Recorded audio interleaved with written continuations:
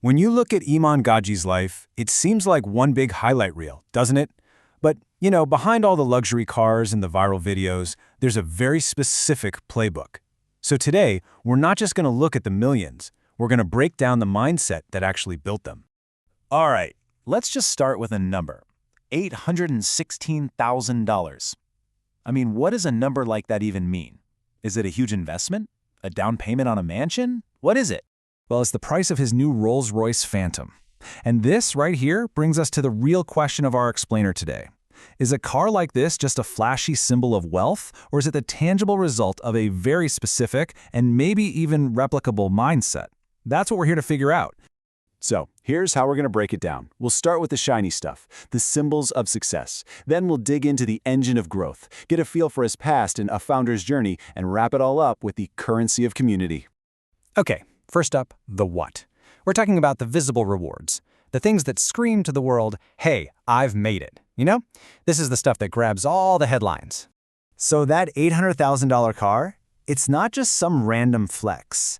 As Iman explains it himself, it's about making a childhood dream a reality.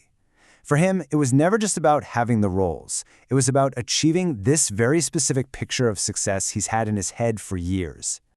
And listen, the car is just one piece of this whole puzzle. You've got the YouTube Gold plaque for 1 million subscribers, a milestone he blew past just 5 months before hitting 2.5 million.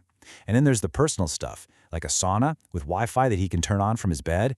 You see, each one is like another little checkpoint on his journey. Okay, so if those are the results, what's the engine that's actually driving it all? This gets us to the how, the mental strength you need to not just deal with challenges, but to go out and actively look for them. And this, right here, in his own words, is the absolute key. Every new thing you try, every big goal you set, it starts with this feeling of being super uncomfortable. He says that awkwardness isn't a sign you should stop. It's actually a necessary and even a good first step on the road to growth. He gives this perfect example of how it works. He talks about when he started running.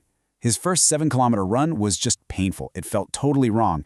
But instead of quitting, he just leaned into that weird, awkward feeling. And just 1 month later, bam, he ran a full marathon. It's all a mental game, right? It's about proving to yourself that the limits you think you have, they're just an illusion. So this is what he means by mental resilience. It's not about just getting through tough times. It's about choosing them. He literally started boxing just so he could get punched in the face and see if his mental toughness was the real deal. It's like a deliberate stress test on his own character. And that kind of resilience doesn't just appear out of nowhere. When you look at the then versus now of his journey, you really see just how far he's come. I mean, the difference is just night and day. He talks about being 15, feeling so embarrassed, filming himself on a bus, just praying nobody would notice his camera. And now he's got an audience of millions. That leap from private embarrassment to public influence, that's the story of pushing through that awkward feeling we were just talking about. And who better to confirm that this journey was real than his own mom? Her perspective just completely shatters any myth about him being an overnight success. She's so clear about it, this was not luck. She saw the process, the hours, the daily grind that nobody else was seeing. You can actually map this out, this whole journey of belief. At 13, he's making these huge promises about being successful without college. By 17, when he actually drops out, you can bet that was a cause for some serious worry for her. But because she saw the work step by step, her worry slowly turned into this incredible shared pride in what all that effort built. So he's achieved the dream, he's got the success, but what's it all for? This brings us to our final section, the why. And this is where we see that wealth isn't the end goal, it's actually a currency that he reinvests back into his community. And when it comes to giving back, he doesn't mess around. He's not just talking about it.